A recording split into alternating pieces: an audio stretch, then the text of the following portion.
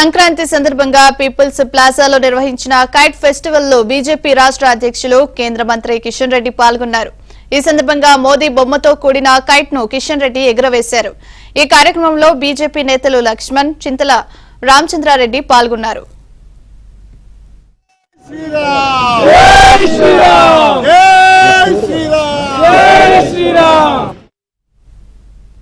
సుఖశాంతులతో సంక్రాంతి అందరి జీవితాల్లో వెలుగులు నింపాలని బీజేపీ రాష్ట్ర అధ్యక్షుడు కేంద్ర మంత్రి కిషన్ రెడ్డి ఆకాంక్షించారు.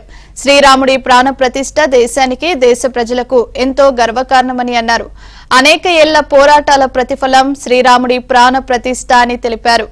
ఈ సనాతన సంక్రాంతిలోనే శ్రీరాముడి ప్రాణ ప్రతిష్ఠ జరగబోతోందని కిషన్ రెడ్డి అన్నారు. ముఖ్యంగా మన తెలుగు రాష్ట్రాలు ఈ ప్రత్యేకత ఏంటంటే పట్టణ ప్రాంతాల్లో వివిధ వృత్తుల కోసం, జీవనాధారం కోసం, వ్యాపారాల కోసం పట్టణాలకు చేరినటువంటి ప్రజలందరూ కూడా లక్షలాది మంది ప్రజలు సంవత్సరానికి ఒకసారైనా తమ సొంత గ్రామాలకు వెళ్లి సొంత గ్రామాలలో తమకు జన్మనిచ్చినటువంటి గ్రామాన్ని, చిన్నప్పటి స్నేహితులను, గ్రామస్తులను, పంట భూములను ఒక పండుగ వాతావరణంలో జరుపుకోవడం కోసము వెళ్లడమేదైతున్నదో ఇది మంచి శుభ సూచకము. గ్రామీణ వాతావరణంలో జరుపుకునేటువంటి అద్భుతమైనటువంటి పండుగ.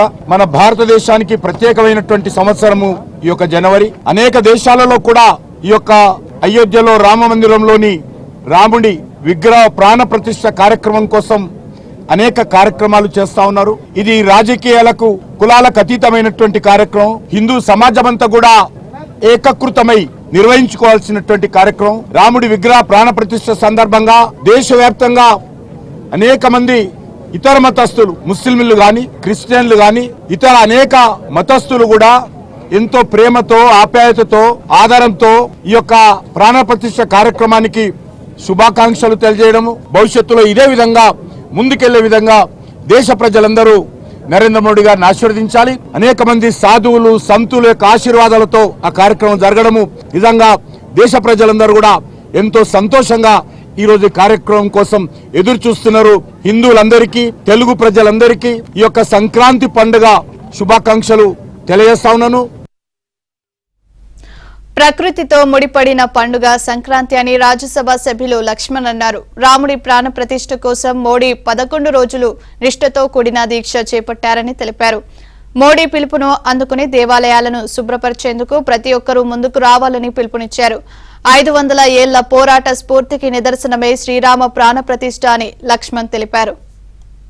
అందరికీ సంక్రాంతి పండుగ శుభాకాంక్షలు తెలియజేస్తూ ప్రపంచమంతా కూడా ఈ సంవత్సరం సంక్రాంతి చాలా ఉత్సాహభరితంగా, వైభవంగా జరుపుతూ ఉన్నారు. ప్రధానమంత్రి నరేంద్ర మోడీ గారు అయోధ్యలో నిర్మితమైనటువంటి రామ మందిర నిర్మాణం, రాముడి యొక్క విగ్రహ ప్రతిష్టాపన కోసము 11 రోజుల దీక్ష పూని ఇవాళ ఒక గొప్ప ఋషిగా మారి మొత్తం సనాతన ధర్మం యొక్క విలువలు వ్యాపింపజేస్తూ అన్ని మందిరాల్లో, ఆలయాల్లో కూడా ఈరోజు సంక్రాంతి మొదలుకొని ఈ నెల 22వ తేదీ వరకు వాటిని శుభ్రపరిచి, అలంకరించి ఏ రకంగా ఇవాళ రాముడి యొక్క విగ్రహ ప్రతిష్టాపన, మరి ప్రాణ ప్రతిష్ఠ జరుగుతుందో మరి అందరం కూడా ఈ వేడుకల్లో పాల్గొనాలని, అందుకనే ఈ సంక్రాంతికి ఒక ప్రత్యేకత ఉన్నది.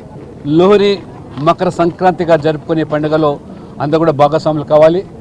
ప్రధానమంత్రి పిలుపుని అందుకొని అందరం కూడా మన ప్రాంతాల్లో ఉండేటువంటి ఆలయాల్లో, మందిరాలు శుభ్రపరిచి 22వ తేదీ నాడు జరిగేటువంటి భవ్యమైనటువంటి ఆ యొక్క మరి కార్యక్రమాన్ని తిలకించేదాన్ని కూడా, వీక్షించేదాన్ని కూడా అందరూ కూడా మరి రామ జ్యోతులు వెలిగించి ఇవాళ హిందువులు గర్భ రీతిలో రాముడు జన్మించిన అయోధ్యలో రాముడి మందిర నిర్మాణం కావడం మరందరికీ కూడా శుభాకాంక్షలు.